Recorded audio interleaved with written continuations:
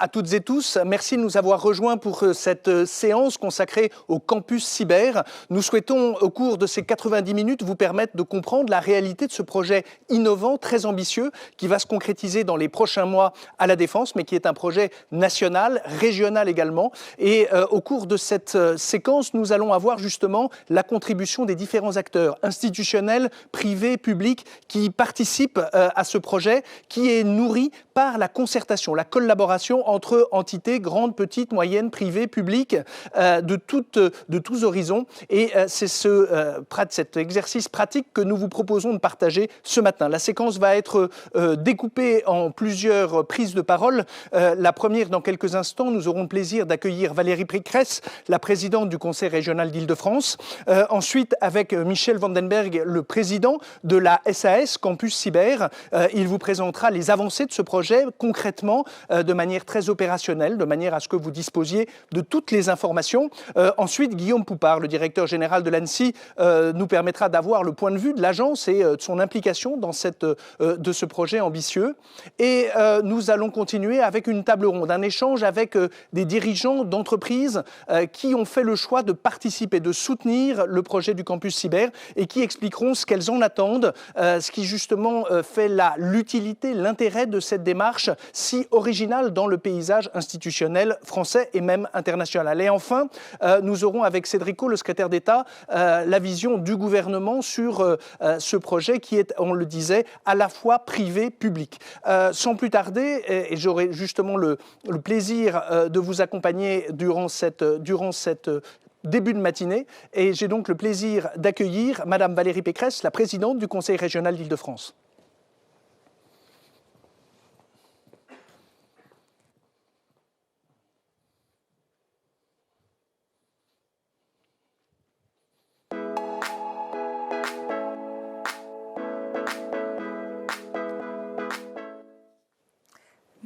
Merci Nicolas. Mesdames et messieurs, je salue tout particulièrement Michel Vandenberg et je salue aussi Guillaume Poupard, le directeur de l'Agence nationale de sécurité des systèmes d'information. Alors, je suis très heureuse aujourd'hui d'être parmi vous à l'invitation de Michel Vandenberg, dont vous connaissez l'investissement et le travail accompli pour faire aboutir ce très beau projet de cybercampus. Alors, si je souhaitais vraiment être parmi vous ce matin, c'était pour vous féliciter d'avoir mis toute cette énergie entrepreneuriale au service d'un campus qui est d'intérêt régional et national. Alors, il est d'intérêt national, bien sûr, mais il est aussi d'intérêt régional et il a choisi d'être basé en Île-de-France. Quel bon choix! Il ne pouvait pas y en avoir de meilleur. Alors, il ne pouvait pas y en avoir de meilleur parce que, vous le savez, l'écosystème cyber régional concentre 80% des emplois de la filière en France, 60% des entreprises offreuses de solutions et 25% de l'offre de formation supérieure dans les domaines du numérique, sans parler évidemment de tous les utilisateurs potentiels des solutions de cybersécurité. Mais tout ça, vous le savez déjà. Je pourrais aussi vous dire que la région Île-de-France est puissamment investie dans le virage numérique et vous parlez des cyber-challenges que nous avons organisé avec Atos, avec la SNCF ou avec le Stade de France. Je pourrais vous parler aussi de notre soutien aux startups, aux PME, aux ETI innovantes, avec notre aide InnovUp, qui permet vraiment de prendre le virage du numérique, ou de nos grands projets de recherche, comme celui de la société Atempo.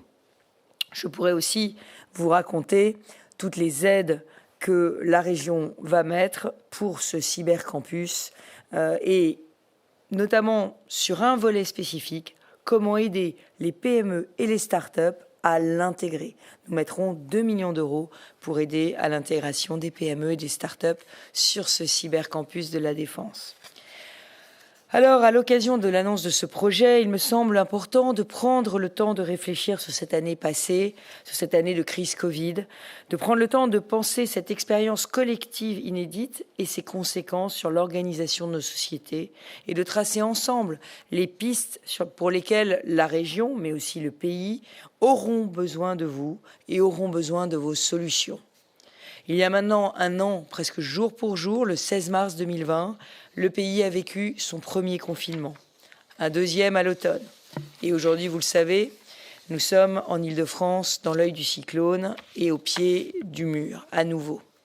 Alors c'est une épreuve pour tous, cette épidémie sans fin, et encore plus pour certains secteurs qui sont très durement touchés. L'Île-de-France est la région des échanges par excellence, et nous sommes touchés dans notre chair, dans la filière tourisme, dans la filière événementielle, dans la filière culture, mais aussi aéronautique, aérien, aéroportuaire. Des secteurs entiers sont à terre. Mais ce confinement a aussi été rendu viable dans les pays développés grâce à Internet. La révolution numérique a complètement modifié la perception de la crise, sa gestion et ses conséquences.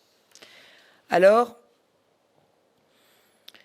aujourd'hui, si nous arrivons à confiner, à éloigner, à télétravailler, à protéger, c'est grâce à Internet.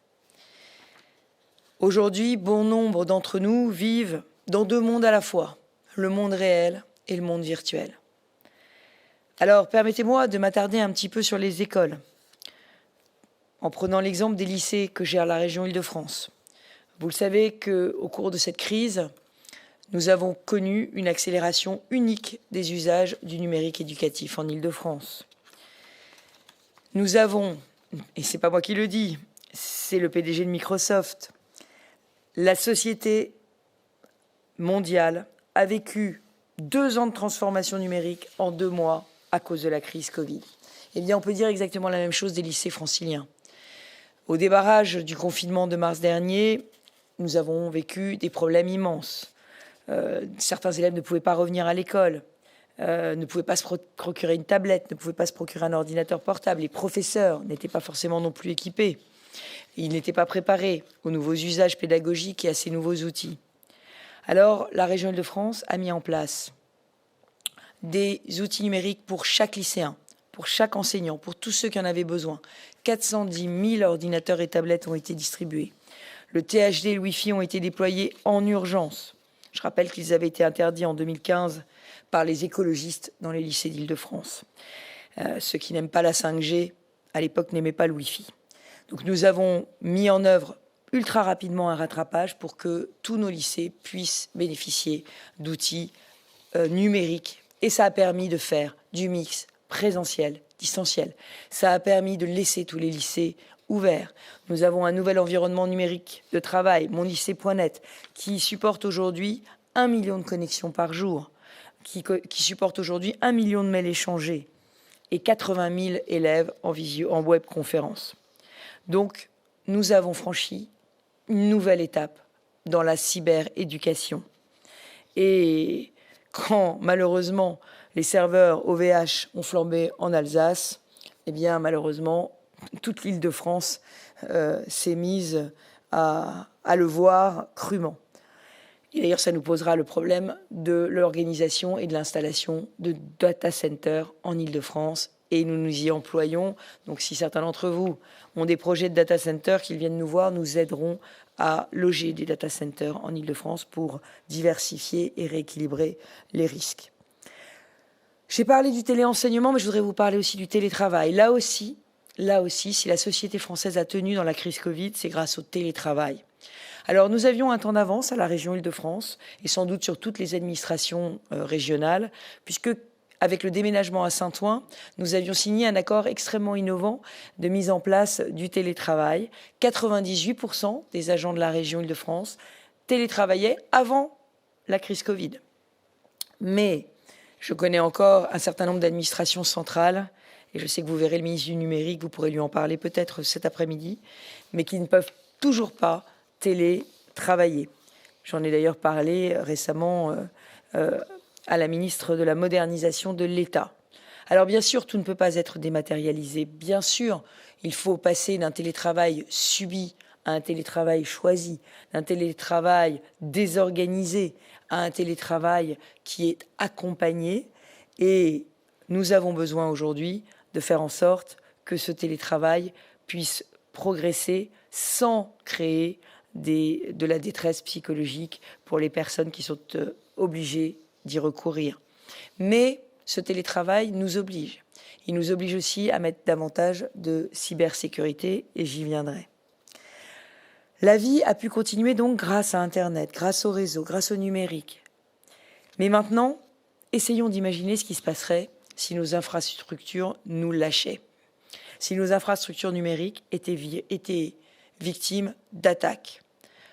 Nous savons résister aux virus biologiques, mais sommes-nous suffisamment forts pour résister aux virus, aux malwares, aux cyberattaques que nous observons tous les jours dans les collectivités ou les hôpitaux? Je suis persuadée que la prochaine crise que nous aurons à gérer sera une attaque contre nos infrastructures numériques. Vous le savez tous ici, les virus informatiques ont explosé. 4 fois plus d'attaques en 2020. Heureusement, jusque-là, Internet a résisté. S'il a fallu plusieurs mois au coronavirus pour infecter des dizaines de pays et des millions de personnes, nos infrastructures numériques pourraient sans doute s'effondrer en moins de temps. Et les différentes cyberattaques en cours nous obligent à rester humbles et modestes face à cette menace, parce que nous savons que le risque zéro n'existe pas. Mais je crois que nous pouvons nous mobiliser collectivement, entreprises, régions, États, comme nous le faisons aujourd'hui, pour défendre notre souveraineté. Car il n'y aura plus de souveraineté militaire, de souveraineté économique, sans souveraineté numérique. Alors, pour les collectivités locales, il est aussi urgent de mieux s'organiser face à ces menaces. Depuis plusieurs mois, la région Île-de-France travaille, avec l'agglomération de Saint-Quentin en Yvelines, à un projet de cybercaserne régionale. Nous sommes très heureux que l'État, avec l'Agence nationale de la sécurité des systèmes d'information, nous rejoigne sur cette idée, car c'est un projet financièrement assez lourd, à un moment où les finances des collectivités locales sont, on va le dire, sous stress. Je profite donc de la présence du directeur de l'ANSSI pour plaider la cause de la région Île-de-France, au moment où l'ANSSI lance un appel à projet pour soutenir et faire émerger dans chaque région des cybercasernes au service des collectivités locales. Nous représentons 20% de la population, mais surtout 30% du PIB national et 40% de la recherche française. Nous ne pouvons donc pas être juste une région comme les autres. Le soutien de l'État devrait donc être proportionnel à la population de la première région d'Europe. Cette cybercaserne devra bien entendu s'articuler avec les recherches de votre campus à la Défense et avec le campus des métiers de la sécurité que nous sommes en train de créer à 2 pas de Besançon et du siège d'Atos à Argenteuil, avec l'université de Cergy-Pontoise et ce cybercampus des métiers de la sécurité aura vocation à former tous les sous-officiers de nos nouvelles batailles. Alors, par ailleurs, vous le savez, nous ambitionnons de devenir la première région de l'intelligence artificielle en Europe. Et notre école mathématique nous donne toutes les prédispositions pour cela. Il faut savoir qu'en 2020, nous avons été labellisés première région d'innovation européenne et première région aussi de recherche et de développement dans le monde. Donc, ça nous prédispose à devenir la première région européenne de l'intelligence artificielle grâce à nos mathématiciens. Mais nous avons aussi nos physiciens. Et la région s'est mobilisée depuis 2016 aussi en faveur du quantique. Le potentiel disruptif du quantique en matière de sécurité est évidemment très fort. Donc l'Île-de-France peut s'appuyer là aussi sur la plus grande concentration européenne d'équipes académiques. Plus de 1000 chercheurs rassemblés dans un domaine d'intérêt majeur de recherche régionale qui s'appelle CIRTEC, qui est puissamment aidé par la région. Nous avons un foisonnement de start-up, de grands groupes industriels à la pointe de ces technologies, comme Thales et Atos, que nous avons aidé à implanter son lab de recherche et développement aux Clés-sous-Bois. Des acteurs comme TerraTech sont aussi puissamment investis et vont accueillir d'ici la fin de l'année un des 2 ordinateurs quantiques financés par l'Union européenne. Ordinateur francilien de la start-up Pasquale, que nous avons soutenu avec notre PAC quantique. Enfin, nous avons aussi impulsé la création du premier réseau de communication quantique avec Orange. Il se fera entre Saclay et Paris. C'est un bac à sable technologique sécurisé pour résister aux attaques de supercalculateurs et tester par exemple la sécurisation des communications. Alors pour conclure, je vous dirais que nos ingénieurs vont créer des outils de surveillance, de cybercontrôle, qui nous permettront de poursuivre nos activités pour lutter contre toutes les nouvelles menaces. Vous développez aussi, et j'y suis très intéressée, des drones de surveillance.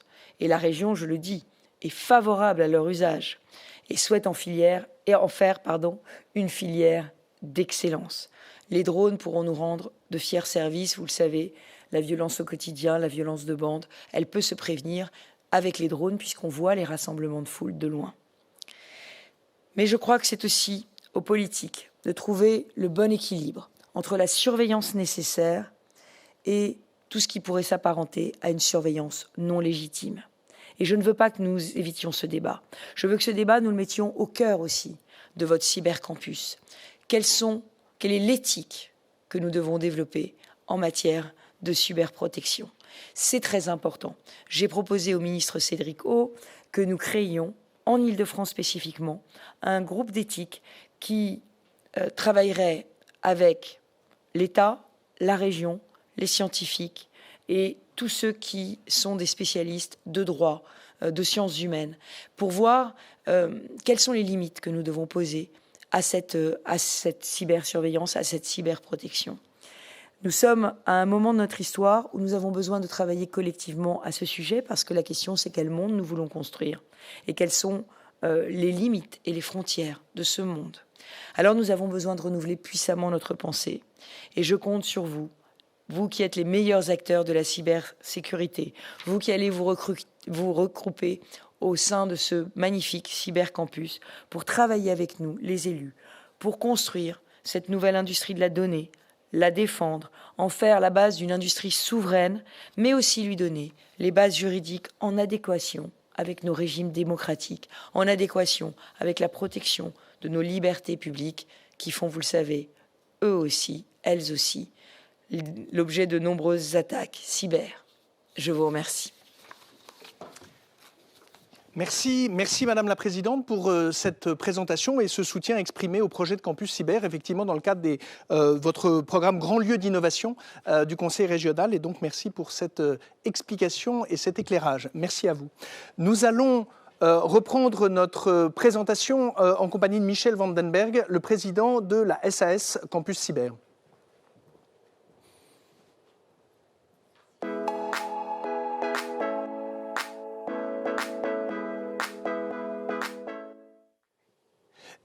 Michel, on est donc effectivement ici pour rappeler un peu d'où on vient dans ce projet de Campus Cyber, quelles sont les avancées, les perspectives, les prochaines échéances.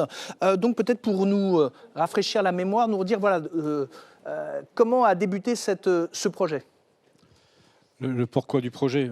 La première chose, c'est que c'est un projet donc, qui a été fait à la demande du président de la République. Donc, ça a été concrétisé par une lettre de mission du Premier ministre que j'ai reçue donc, en juillet 2019. On a travaillé, donc on a monté une équipe assez réduite et on a travaillé sur la réalisation d'un rapport pour vérifier que l'écosystème français était prêt à se réunir, à travailler ensemble. Il fallait réunir des concurrents, il fallait réunir des gens qui venaient d'environnements très différents, les opérationnels, les gens de la formation, les gens de la recherche, etc. etc. Donc au FIC, l'an dernier, on a remis ce rapport et on a décidé donc d'opérationnaliser ensuite cette phase de Campus Cyber. Donc on a fait un communiqué de presse avec les 4 grands acteurs, Thales, Capgemini, Orange, l'ANSSI et Atos. Donc, on a fait ce communiqué de presse. On a été très rapidement rejoints par Soprasteria et par Airbus pour dire, voilà, on va le réaliser, on va mettre les moyens, on va mettre des équipes pour pouvoir faire ce projet de Campus Cyber. Ensuite, à l'été, on a remis au président de la République donc, un projet avec 2 arbitrages qu'on lui demandait. Le premier, c'était le lieu. 90% des gens qui voulaient venir sur ce campus cyber avaient donné un prérequis, c'était il faut que ce soit dans Paris ou en proche région parisienne ouest. Pour la simple et bonne raison, c'est que c'est très difficile d'attirer les talents et l'attractivité du lieu était extrêmement importante. Et le deuxième point, c'était comment on allait gouverner au quotidien ce campus cyber, comment on allait le faire fonctionner. Et donc, le deuxième arbitrage qu'on a proposé au président de la République, c'était quelle est la société qui va gouverner au quotidien ce campus cyber. Sachant que des groupes de travail ont commencé à émerger déjà. C'est-à-dire qu'il y a eu déjà un travail collaboratif pour concevoir le contenu. Absolument, voilà. En même temps qu'on a démarré cette phase d'opérationnalisation, on a lancé des groupes de travail, à peu près 60 sociétés qui se sont investies dans ce groupe de travail pour savoir qu'est-ce qu'on ferait de ce campus cyber. Voilà. Donc c'est un projet que, comme vous le voyez, qui est soutenu au plus haut niveau de l'État, puisque effectivement, le mois dernier, dans le cadre du plan d'accélération cyber, le président de la République a annoncé ce campus cyber, a annoncé les moyens que l'État allait mettre en place pour pouvoir faire vivre ce campus cyber et comment on allait y faire des projets. Et donc aujourd'hui, la question, c'est le pourquoi. Voilà. Qu'est-ce qu'on va y faire sur ce campus cyber? Qu'est-ce qu'on va y faire? L'objectif, c'est d'agir sur 5 grands points. Et pourquoi les 5 grandes raisons de venir sur le campus cyber? La première, c'est faire levier sur l'écosystème. Faire levier sur l'écosystème, c'est accepter de venir partager avec ses concurrents, accepter de venir mettre des activités opérationnelles de son entreprise sur un endroit qui soit externe à l'entreprise. Et c'est accepter aussi de travailler sur des projets communs.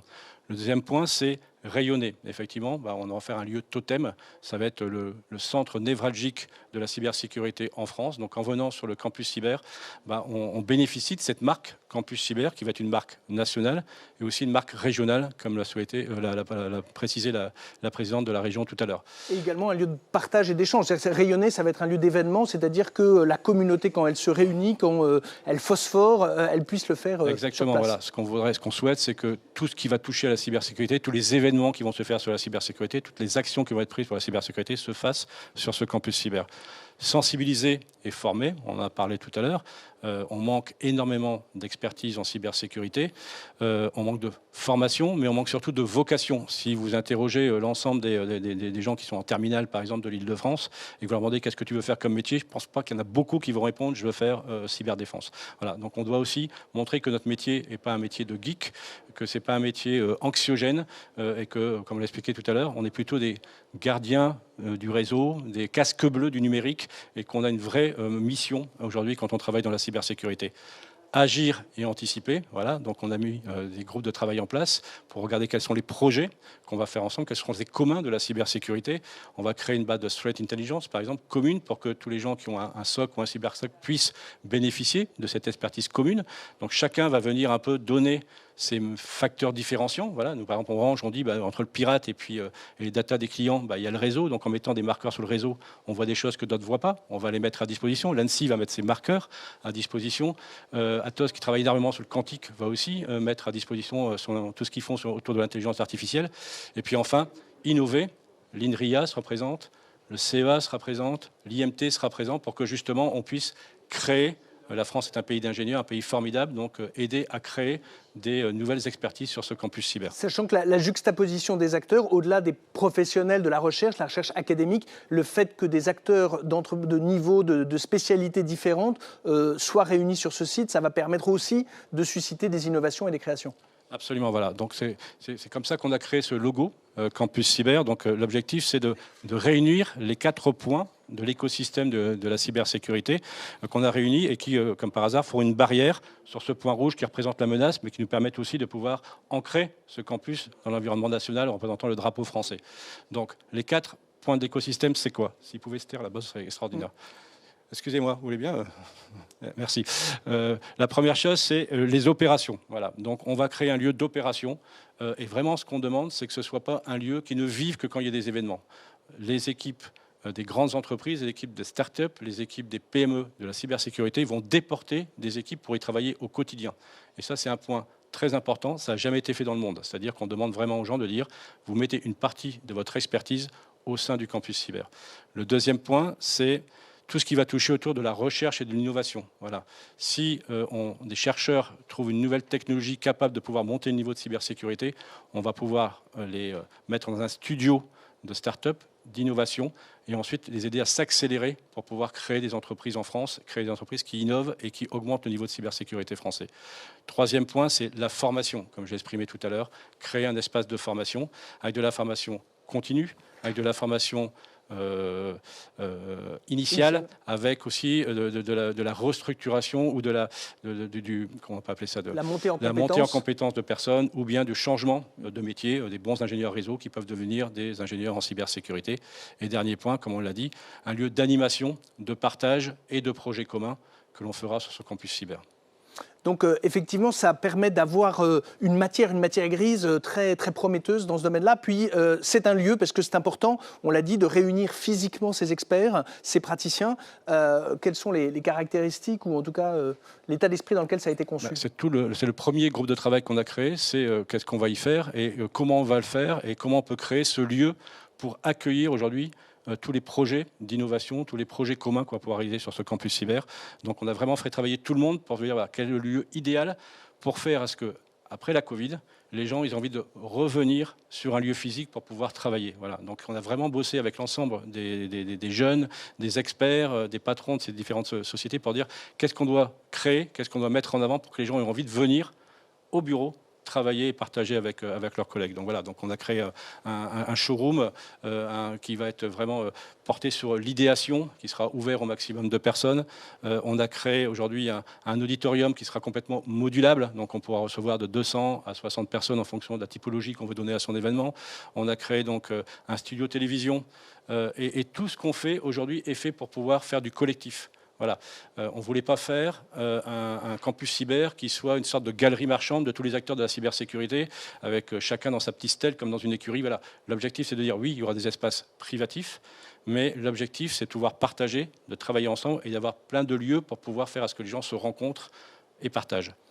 Parce que donc justement l'architecture de ce site, donc il y a on parle de pétales parce qu'effectivement c'est en référence à la fleur de l'orchidée, l'Eria, qui est justement cette organisation donc des aménagements de chacun de ces espaces. Absolument, comme on le voit sur le transparent là, effectivement, à chaque fois qu'on crée un espace dans un pétale, il y a des petits espaces privatifs et à chaque fois au milieu des espaces de collaboration. Voilà. Et donc aujourd'hui on a conçu le campus cyber là-dessus, sur la collaboration, l'échange entre les différentes personnes. Alors, on a bien vu l'état d'esprit, on a vu le lieu, la question effectivement de qui on va réunir, c'est important de le préciser. Alors qu'on va réunir, on va réunir l'ensemble de l'écosystème français, voilà, donc des très très grandes entreprises, des petites entreprises, des startups, les gens de la recherche, les gens de la formation. On a énormément d'acteurs qui se sont positionnés aujourd'hui pour pouvoir venir positionner leur formation sur ce campus cyber, et en particulier l'EPITA qui dès le départ nous a soutenus sur le projet.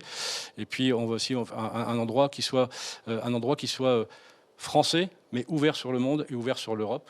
Voilà, effectivement, donc on accueillera aussi en faible partie des acteurs, des éditeurs américains pour regarder comment on peut mieux travailler. Enfin des acteurs internationaux. Tout à fait, sur ces différentes technologies qui sont aujourd'hui utilisées dans l'entreprise et qu'il nous faut protéger. Voilà, donc on a candidaté aussi pour être EDIH, donc et on porte la région, nous aide justement à porter ce projet pour qu'on soit un centre de développement européen. Ce qui est important parce qu'effectivement, alors au-delà des financements de la Commission européenne, c'est que c'est une reconnaissance aussi de la singularité, de l'expertise du lieu sur un territoire. Donc effectivement, c'est une démarche importante en termes de reconnaissance internationale aussi à l'échelle européenne.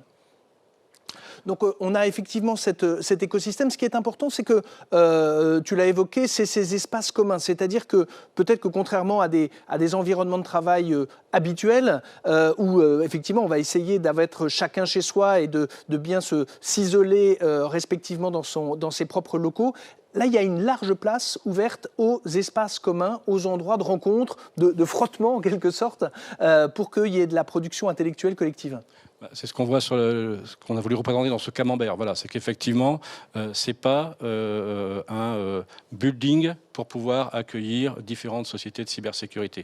C'est un building pour travailler ensemble. Et quand on regarde la répartition des espaces collaboratifs, c'est extrêmement important. Voilà. C'est pour ça qu'à un moment, il y a des gens qui ont dit ouais, mais le campus cyber, c'est un peu cher. Oui, c'est un peu cher pour les gros. Parce qu'effectivement, les gros financent une partie des espaces collaboratifs. Et quand Soprasteria prend 100 mètres carrés, par exemple, en fait, on lui facture 130 mètres carrés parce qu'il finance 30 mètres carrés pour pouvoir faire ses projets communs, mais aussi pour pouvoir accueillir des startups et faire que les startups ne payent pas de loyer quand ils vont s'installer sur le campus cyber, et accueillir ce qu'on appelait les pépites, qui aujourd'hui vont avoir un loyer très très modéré, et où en plus la SAS va prendre en charge tout l'aménagement de leur espace. Voilà, donc on a un espace pétis qui est assez important, c'est 2 pétales, parce qu'on a parlé de pétales sur notre projet.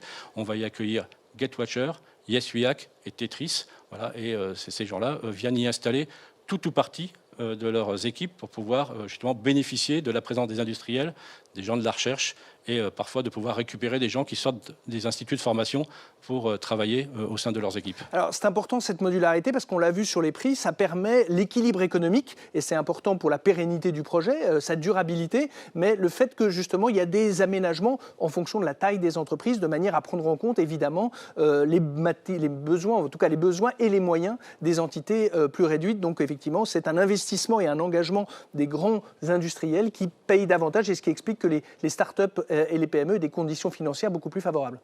Absolument, et qu'on puisse financer ces espaces communs. Voilà, l'ADN du projet, c'est de travailler ensemble. Donc il fallait qu'on puisse financer ces espaces où on va travailler différentes entreprises sur un endroit qui sera libre d'accès pour pouvoir y travailler sur des projets.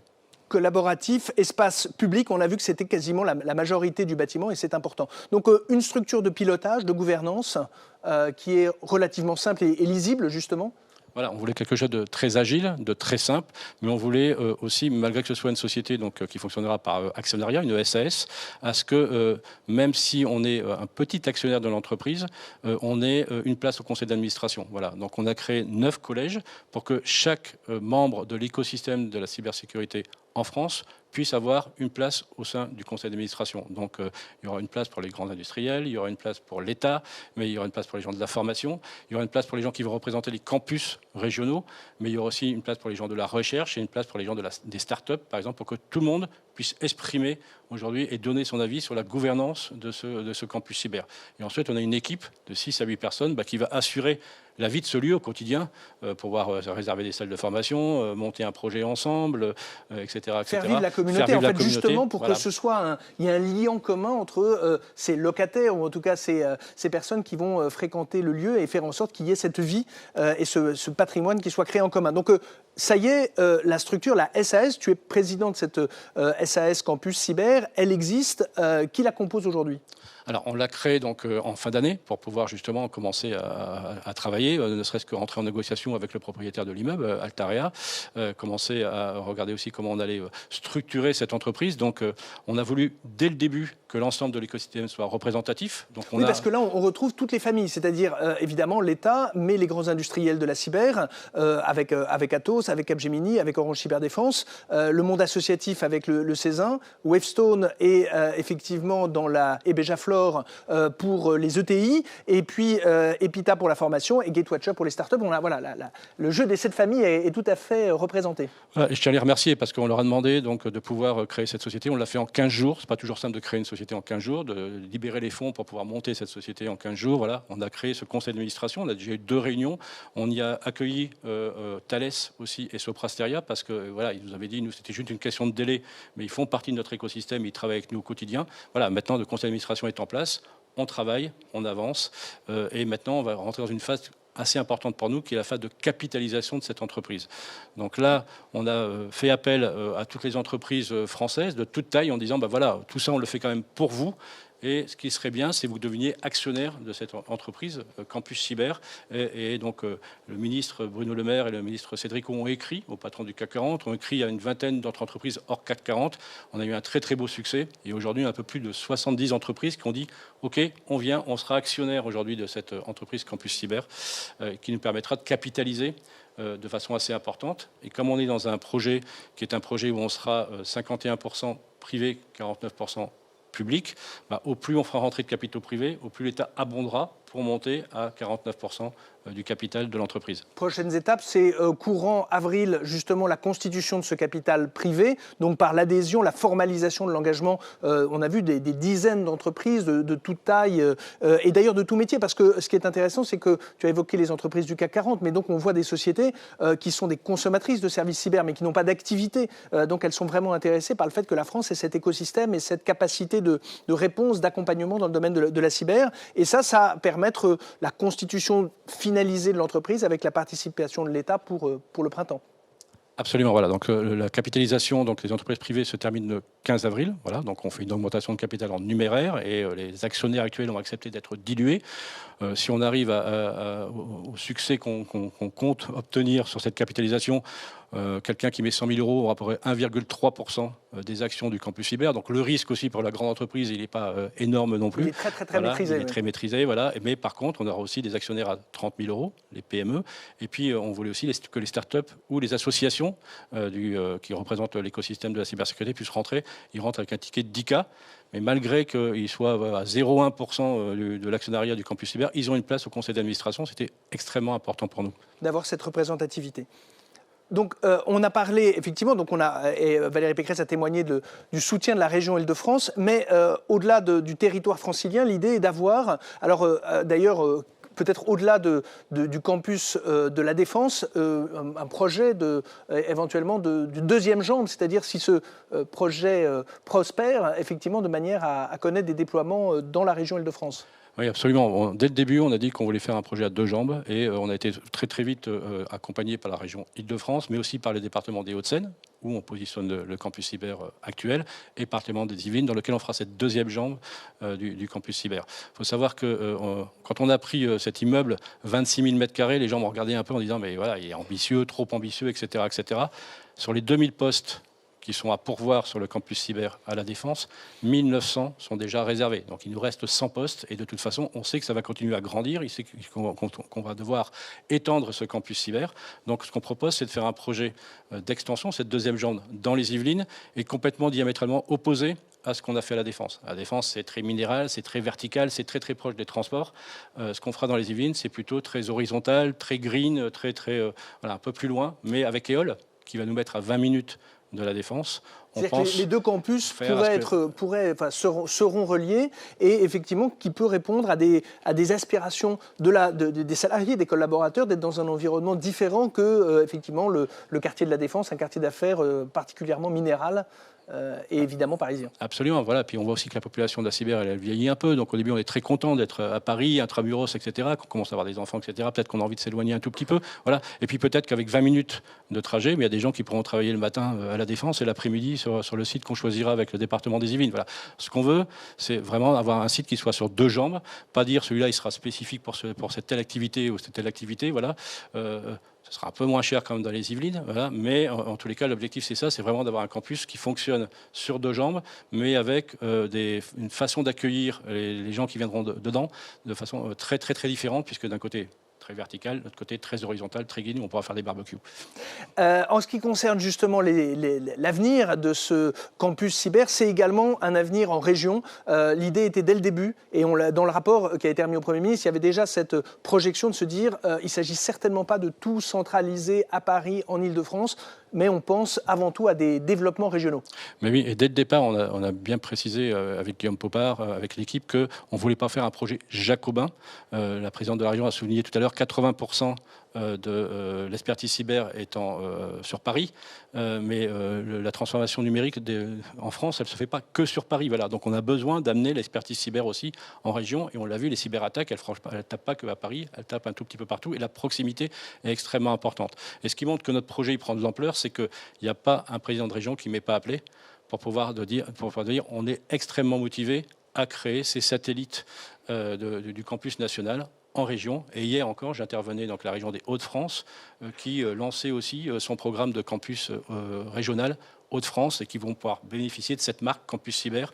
Mais on veut même aller un peu plus loin, c'est-à-dire que ce qu'on fait en France, c'est une première et qu'on voit déjà que d'autres pays européens se disent mais ce qu'ont fait les Français, c'est vachement bien. Ce qui serait bien, c'est qu'on puisse faire la même chose, nous, dans nos pays et que ces satellites ne soient pas que nationaux, mais aussi au moins européens.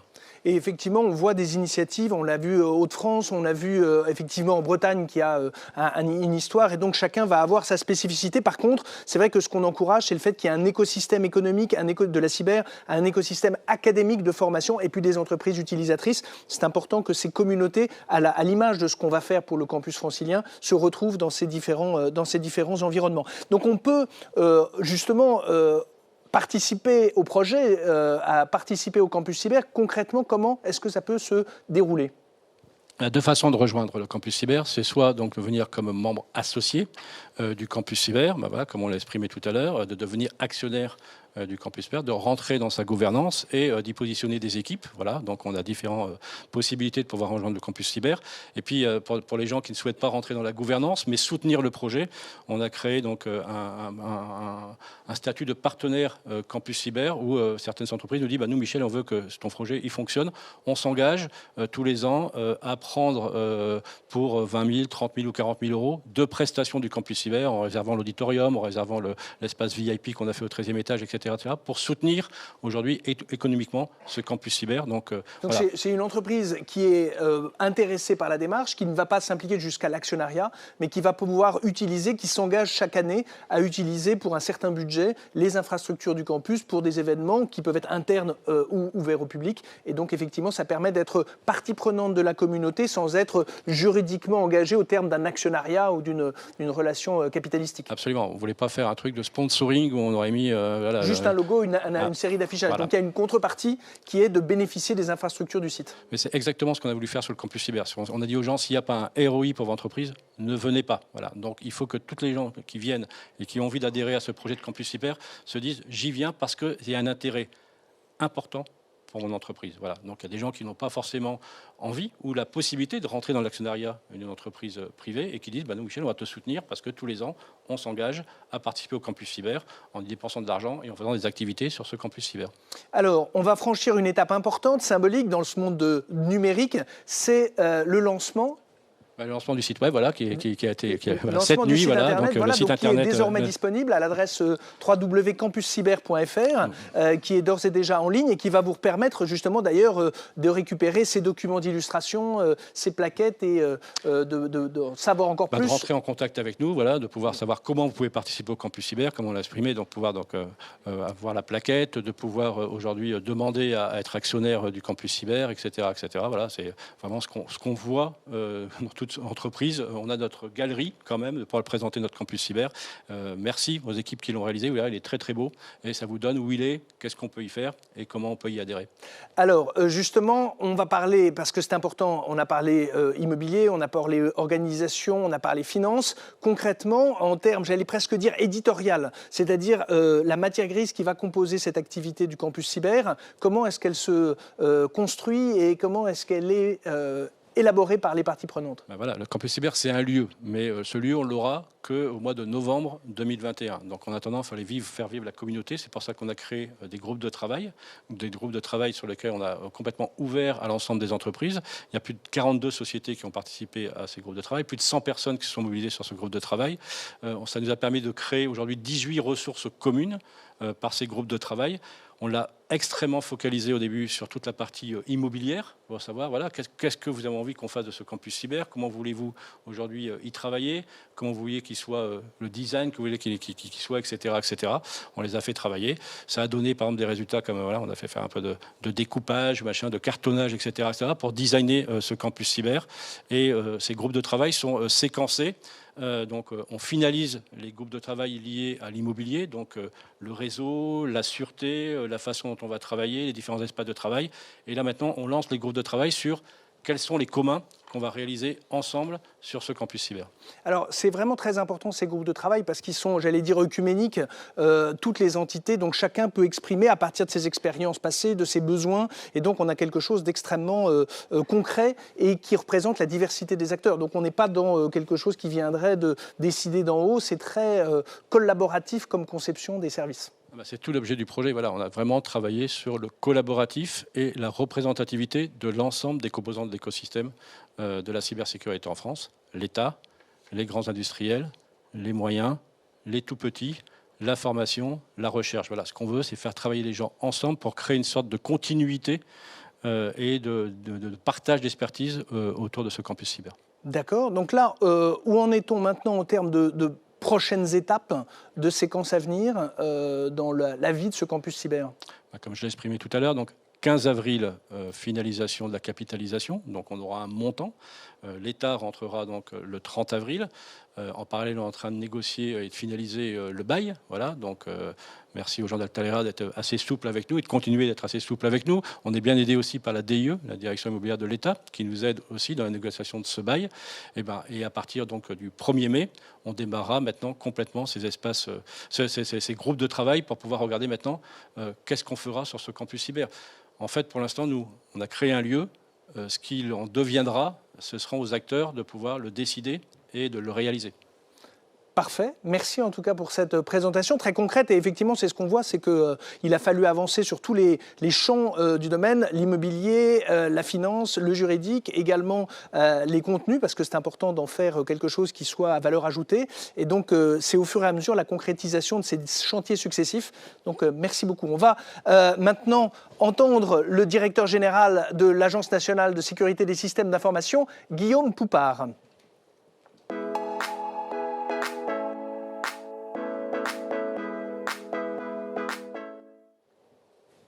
Monsieur le directeur, cher Guillaume. Nicolas, je suis ravi de vous découvrir en vrai. C'est vrai, oui. Je vous vois toujours à la télé d'habitude. N'est-ce pas Oui, donc l'engagement de l'ANSSI, l'Agence nationale de sécurité, qui a été partie prenante et qui a accompagné cette démarche du campus cyber, quel est-il ? Le constat que je fais, je suis un peu désolé d'avoir de trahir un peu ma position un peu bipolaire en ce moment. D'un côté, je suis un peu catastrophé de ce qu'on peut observer. On vit dans un monde où on attaque les hôpitaux. Même aux heures les plus sombres, ça ne se faisait pas. Et bien aujourd'hui, ça se fait. Dans notre monde numérique, on attaque les hôpitaux. On vit dans un monde où on entend des bruits de bottes de plus en plus forts. Regardez ce qui se passe ces jours-ci et ce qui va arriver entre les grandes puissances mondiales, notamment autour du cyber. C'est quand même particulièrement inquiétant. Chacun se sent agressé gravement. Et en même temps, ces plus grandes puissances refusent d'invoquer le droit international, comme si finalement c'était légal de faire ces attaques. Et puis on vit également dans un environnement où on demande toujours de courir beaucoup plus vite, mais en même temps avec les règles du passé. Et on est quand même beaucoup confronté à des gens qui nous expliquent que pour notre bien, ils vont nous freiner et nous empêcher d'avancer. Donc ça, c'est mon côté très, très dépressif. À côté, il y a un côté très maniaque. Et le campus cyber fait partie de ces phases maniaques. On est allé voir avec Michel, avec les équipes, on est allé voir ce qui se faisait à travers le monde, sous l'impulsion du président de la République.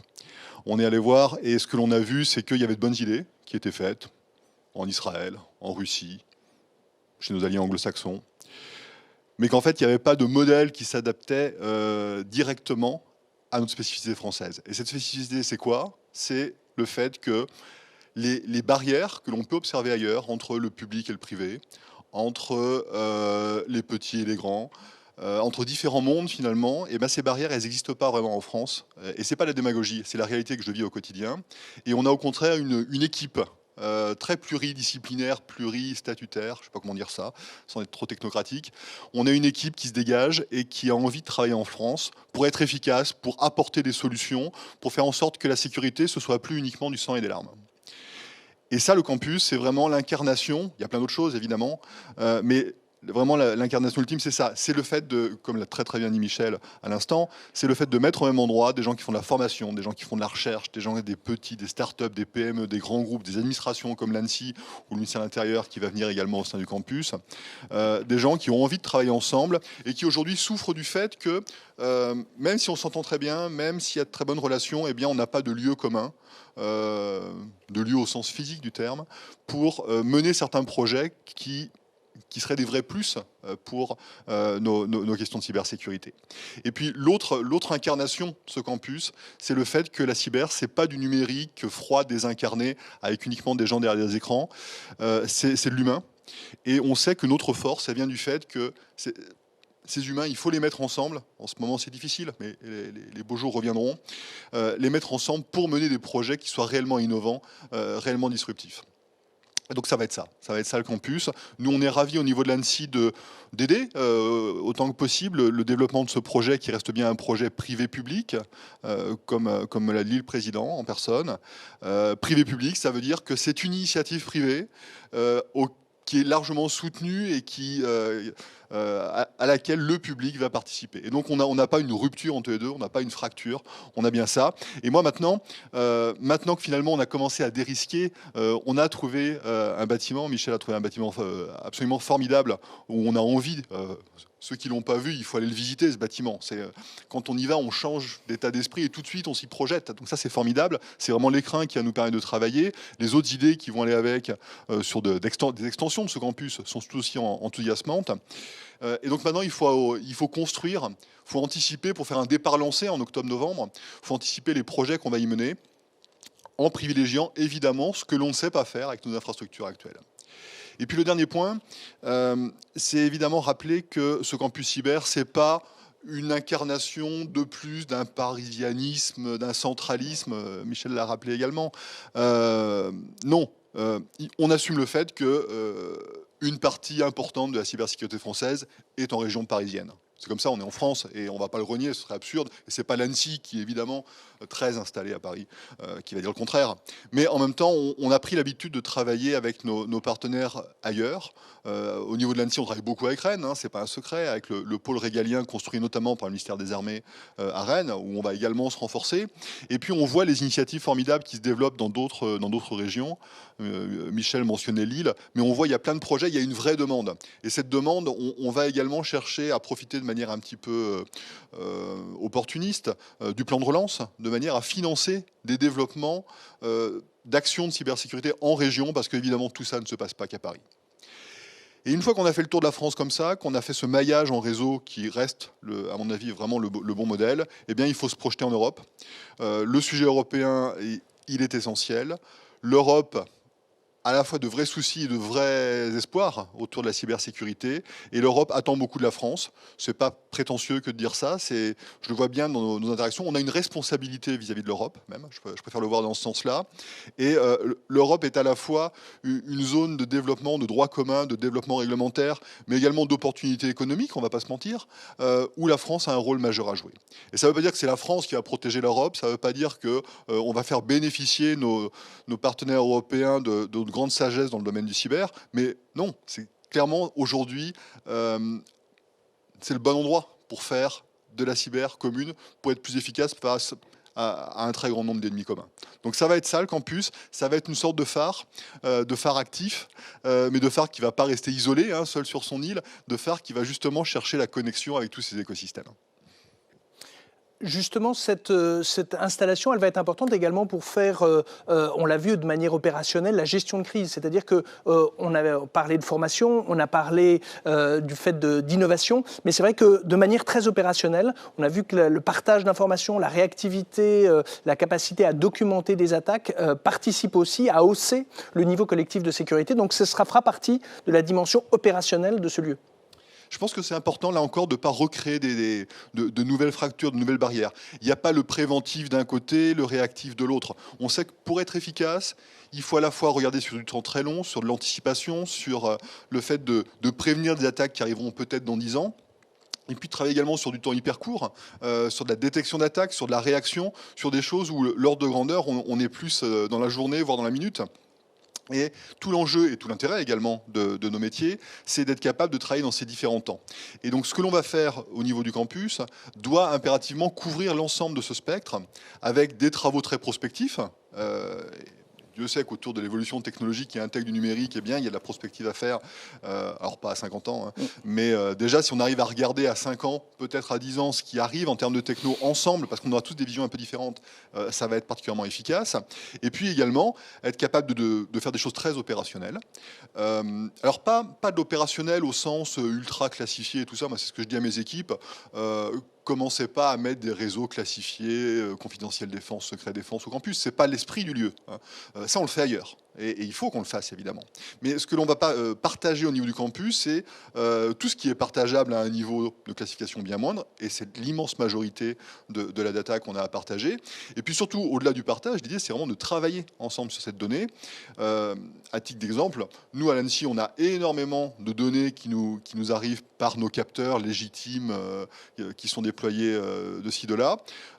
J'ai une très grande frustration, moi, aujourd'hui, qui est de ne pas pouvoir partager cette donnée parce que on sait qu'il y a de tout là-dedans, y compris des choses qui sont des données personnelles, des choses qui appartiennent aux gens, à nos bénéficiaires, à ceux qu'on veut protéger.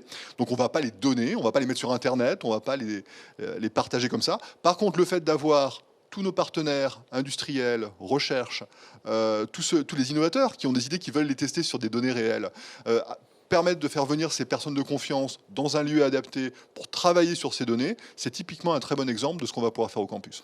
Merci Guillaume pour cette explication et puis justement sur cette perspective qui est tout à fait intéressante et comme tu l'as dit innovante d'avoir ainsi cette proximité encore intensifiée et surtout presque banalisée puisqu'elle sera au quotidien sur ce campus cyber. Merci beaucoup. Merci Guillaume. Merci beaucoup et longue vie au campus. Merci.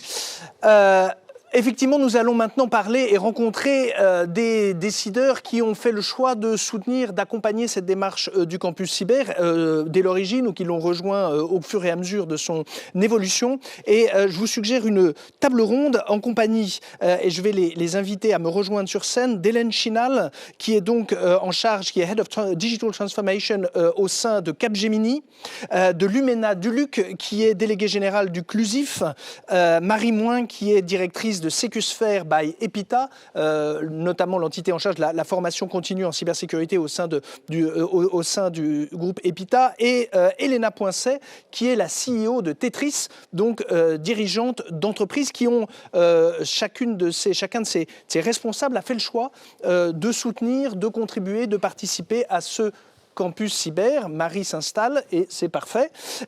Merci de vous prêter à cet exercice, d'expliquer pourquoi est-ce que effectivement ce qui était un projet théorique et qui était évidemment sans équivalent, donc difficilement comparable, a suscité votre intérêt. Alors on va avoir une discussion très informelle sur ce sujet-là. Donc peut-être pour commencer, Hélène Chinal, donc je rappelle que vous êtes en charge de la Head of Digital Transformation chez Capgemini. Je peux peut-être rectifier, non, c'est pas Digital Transformation, ah bon, c'est transformation.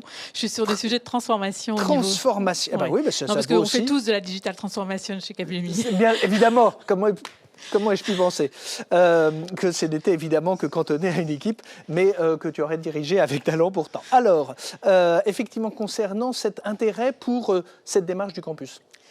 L'intérêt, il est depuis le début, en fait, puisque dès la naissance de l'idée du projet, on a souhaité s'associer, parce que, évidemment, dans nos métiers qui sont plus que d'actualité, en plus depuis un an, avec l'importance du numérique qui a été renforcée par la crise sanitaire, mais c'est notre cœur de métier. Évidemment, la cyber est au cœur de nos enjeux avec nos clients. Et donc, s'associer dans un projet, finalement, qui va donner plus de visibilité à tous ces aspects de sécurité, c'est très important pour nous. Et ça a été dit plein de fois là déjà, c'est un projet de coopération, d'innovation, de rassemblement d'acteurs de différentes natures. Et c'est vraiment très riche, puisque nous sommes un intégrateur, finalement, de technologies au service de nos clients. Avoir dans un même lieu de la recherche, des start-up, de l'éducation, de grandes entreprises avec des projets de coopération, ça peut qu'être un plus dans les prestations qu'on va pouvoir offrir à nos clients. Il y a un autre enjeu pour nous qui est un enjeu de visibilité, d'attractivité, parce que ça a été abordé aussi, il y a besoin de plus de compétences dans ces domaines. Alors certes, des experts de la cybersécurité, mais dans la réalité, dans nos métiers, nous avons besoin que tous nos salariés soient sensibilisés à ces sujets. C'est un enjeu extrêmement fort. Ça a été dit par Guillaume Poupard, on a quand même aussi le mauvais côté du sujet qui sont les cyberattaquants.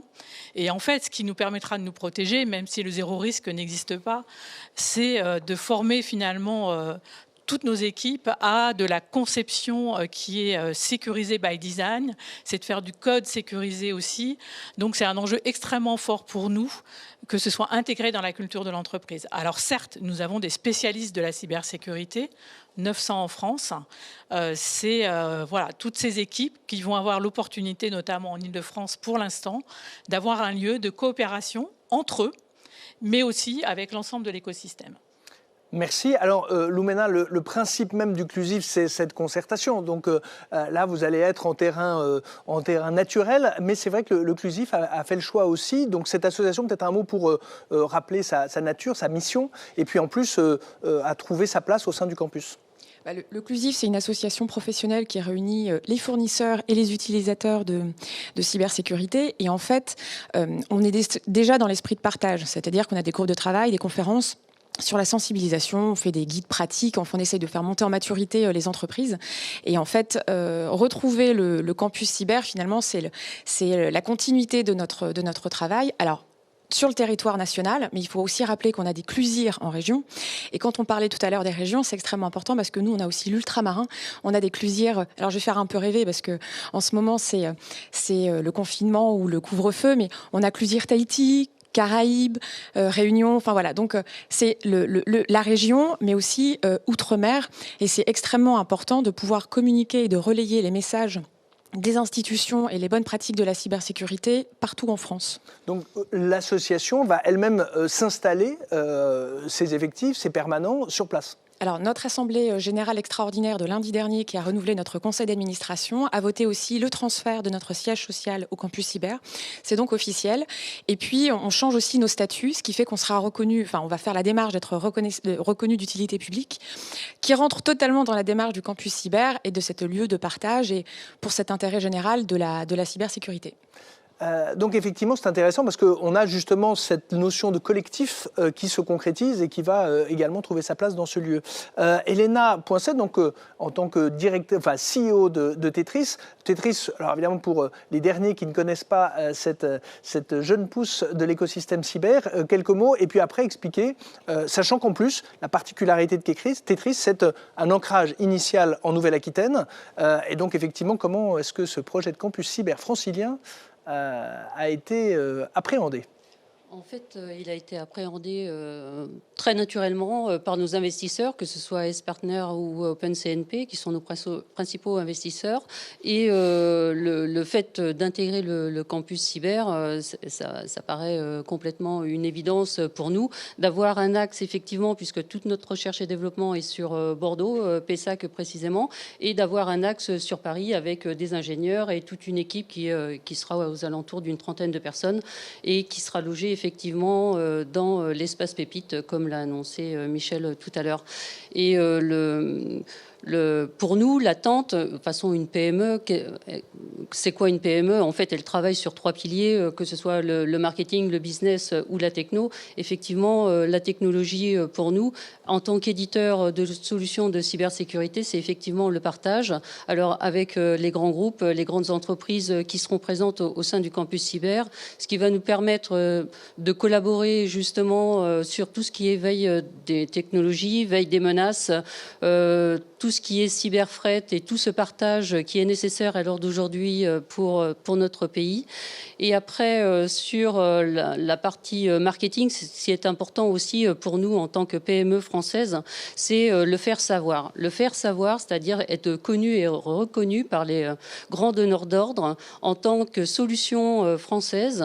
Et pour les grands groupes, c'est justement collaborer avec eux, construire un tissu industriel de cybersécurité qui soit fort et qui soit présent dans notre pays pour justement, j'allais dire, installer du bleu, blanc, rouge dans les systèmes d'information de nos entreprises, de créer un tiers de confiance européen de cybersécurité.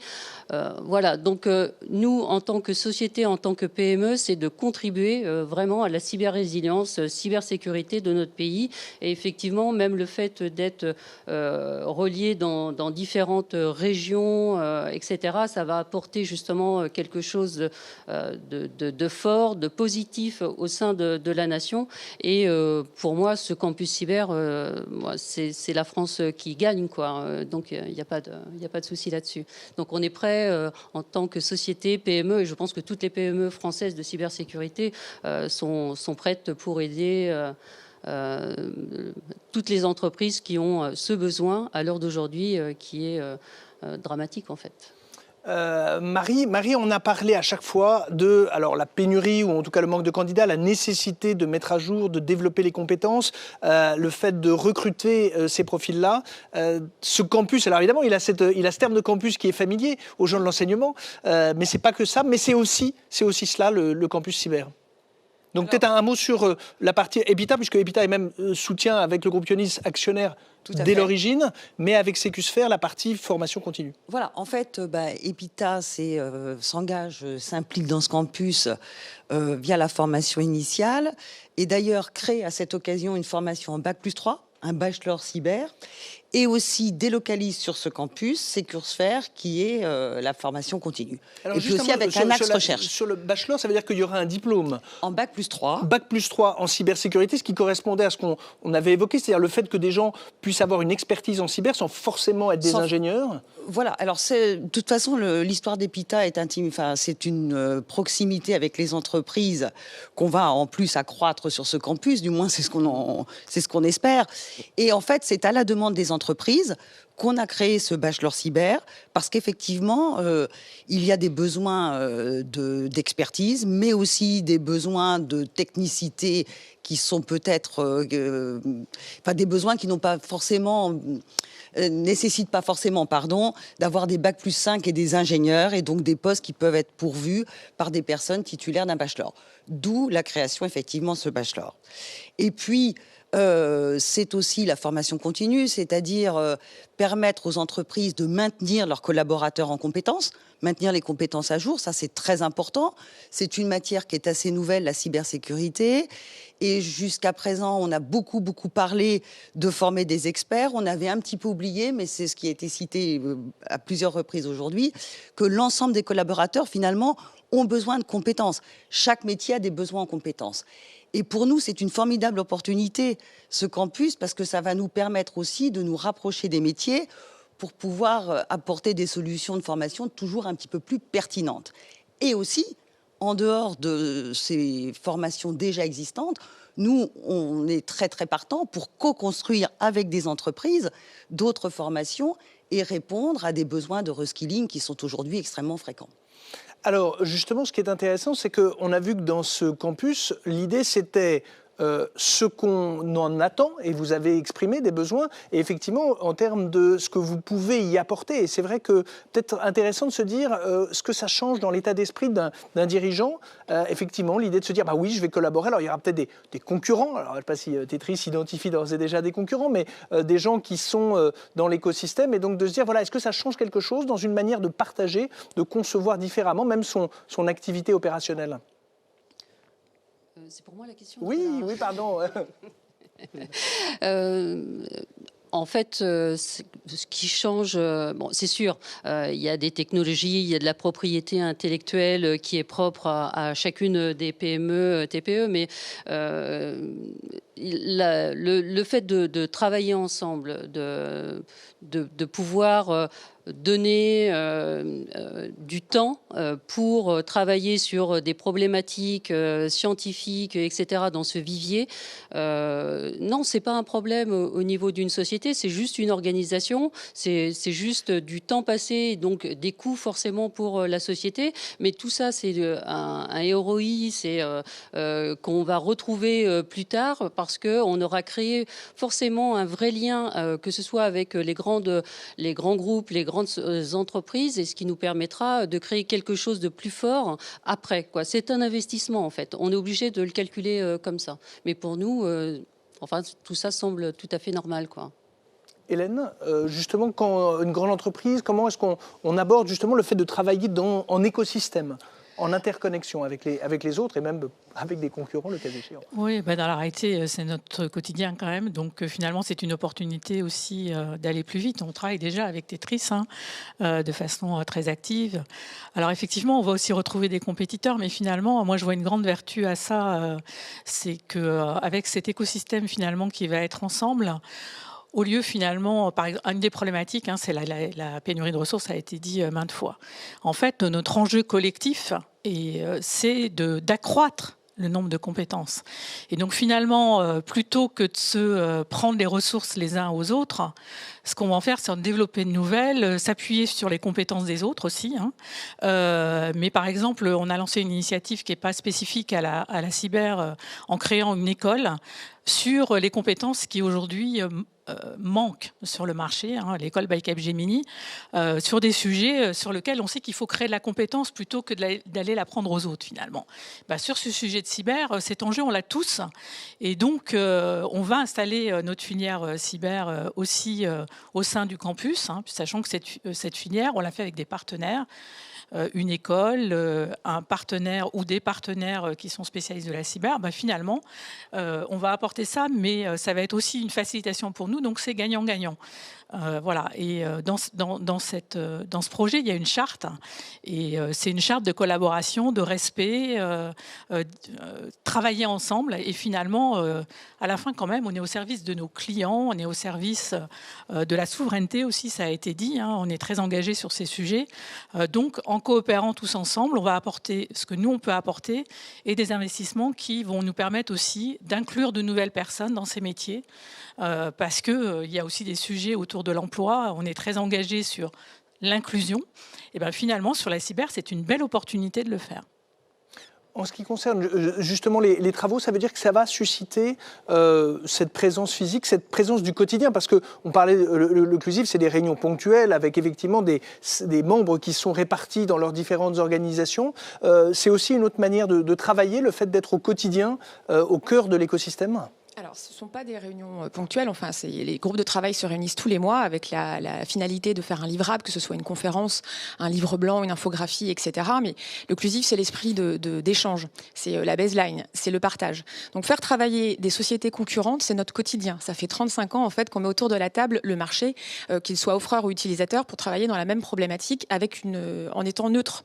Cette neutralité-là. Donc, le fait d'être au campus cyber aujourd'hui, de retrouver nos adhérents, de pouvoir permettre aussi au campus cyber d'avoir des structures qui ne sont pas forcément adhérentes et qui ne sont pas présentes, mais qui peuvent apporter leur expertise et ouvrir le débat pour co-construire, échanger. On va pouvoir être ce véhicule-là. Donc, le campus cyber, finalement, c'est l'inclusif en plus grand avec d'autres moyens. On est une petite part et on a cette habitude-là. On a, avec 1000 participants, géré des structures qui sont complètement soit concurrentes, soit partenaires. On sait les faire vivre. Donc, on pourra apporter toute notre expertise là-dessus et pouvoir faire évoluer les projets.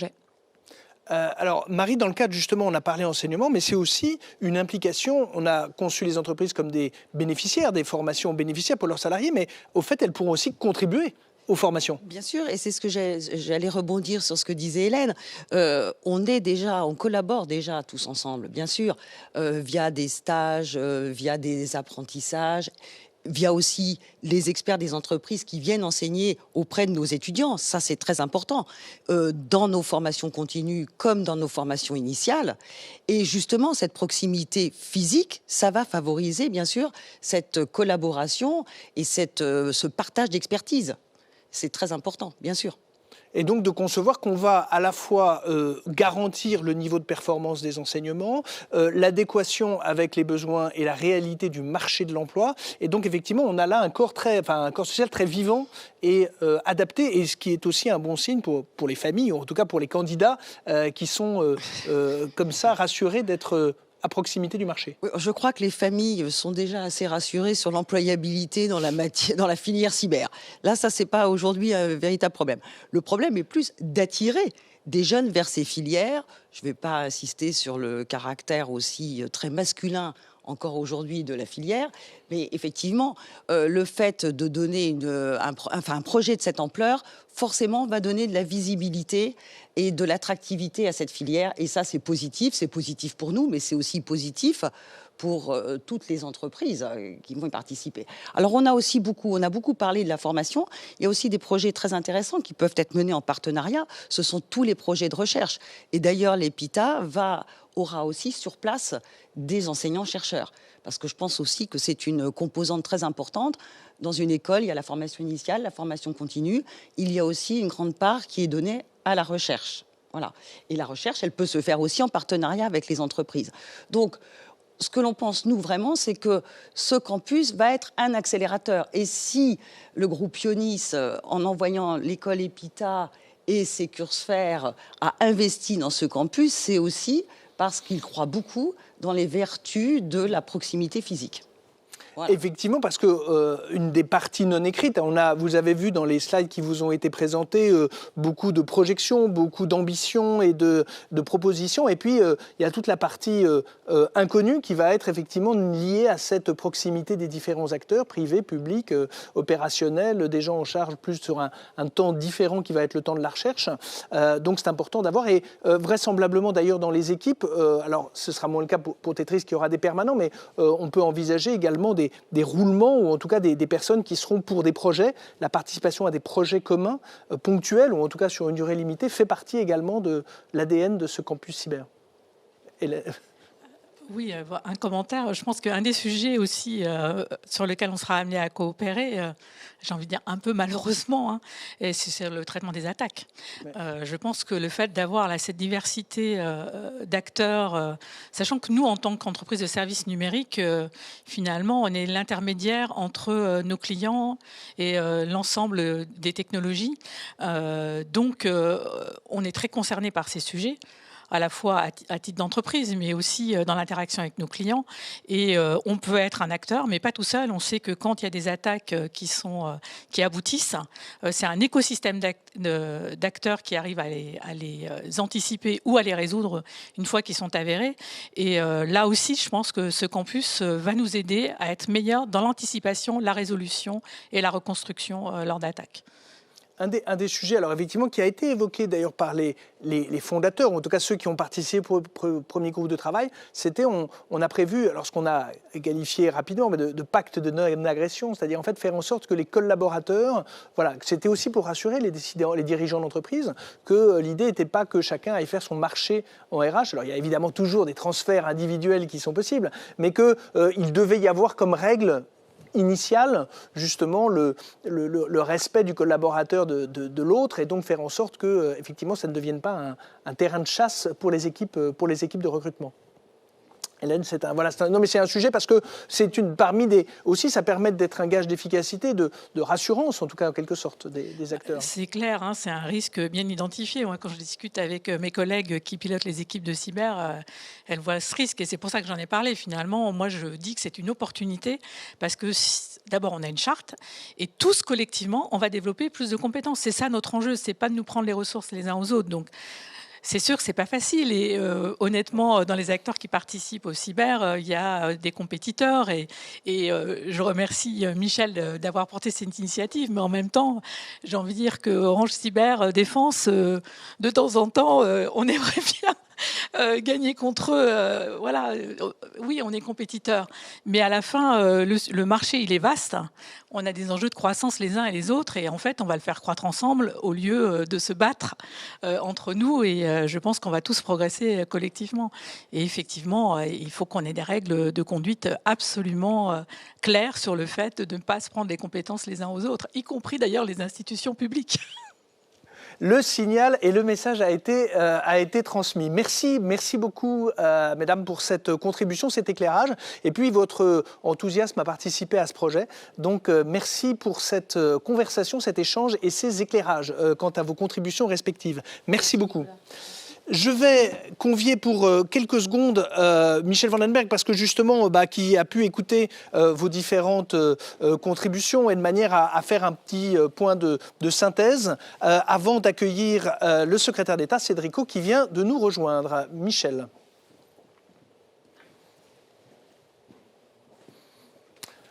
Alors, effectivement, c'est des signaux extrêmement encourageants, optimistes de la part de la... En fait, on avait reconstitué lors de cette table ronde tous les acteurs, c'est-à-dire la formation, les associations, les grands groupes, les PME, ETI, enfin, tout cet écosystème, et qui correspond bien à cette dynamique insufflée par le projet de Campus Cyber. C'est vraiment ce qu'on voulait démontrer aujourd'hui, c'est que c'est un projet collectif dans lequel toutes les parties de l'écosystème de la cybersécurité sont représentées et sont partie prenante, voilà, extrêmement motivées à réaliser ce projet. Voilà, donc c'est pour ça que je voulais réintervenir, puis réintervenir aussi pour remercier quand même les gens qui ont permis de pouvoir réaliser cet événement. C'est Cédrico qui conclut, on ne parle pas après un ministre, donc je profite pour faire mes remerciements. Donc le premier, c'est remercier Altarea, nous avoir accueillis dans le bâtiment. Et puis ils sont très fair-play aussi avec nous, même si la négociation n'est pas finie, pour pouvoir aller dans leur bâtiment. Remercier Orange Events qui retransmet l'événement, l'ensemble des intervenantes. Voilà, vous avez vu que la cybersécurité accueille aussi et fait travailler du personnel féminin. Te remercier toi, Nicolas. Remercier les équipes qui travaillent au quotidien sur ce projet de campus cyber, en particulier aussi Yann Bonnet et puis Alexandre Garret, qui sont au quotidien avec moi pour le faire avancer. Remercier Guillaume pour son implication quotidienne. Et puis, avant de lui passer la parole, remercier aussi Cédrico, le ministre, qui vraiment pour son implication et son aide au quotidien. Et puis, remercier un peu tout le monde et dire quand même que ça fonctionne bien, puisqu'on a lancé le site web il y a une demi-heure et on a déjà 10 sociétés qui se sont manifestées pour rejoindre ce campus cyber. C'est un vrai succès. Merci Michel. Pour conclure cette matinée, l'idée était, comme vous l'avez vu, de donner la parole à toutes ceux qui sont partie prenante pour créer, susciter, accompagner, amplifier cette dynamique du campus cyber. J'ai le plaisir d'accueillir Cédrico, le secrétaire d'État chargé de la transition numérique et des communications électroniques. Monsieur le ministre.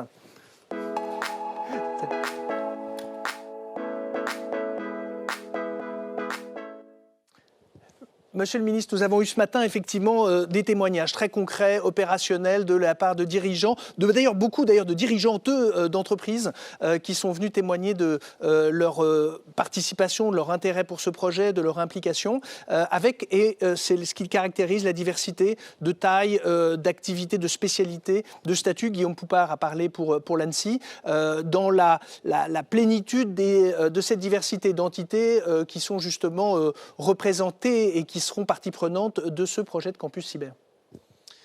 Bonjour, merci de m'accueillir aujourd'hui. Merci à Michel Vandenberg pour le mot qu'il a eu. Je suis très heureux d'être parmi vous aujourd'hui pour plusieurs raisons. D'abord, on le voit, et vous avez été impliqué depuis le début, on a un projet qui avance.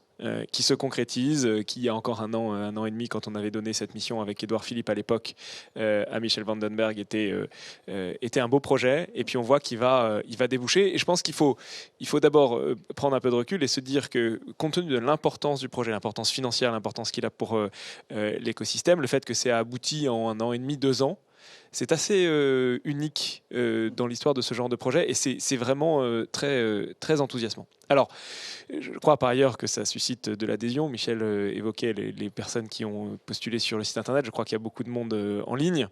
1300, 1600 personnes m'a-t-on dit, donc c'est extrêmement intéressant. Et ça montre l'intérêt du projet à divers titres. Alors, je ne vais pas faire...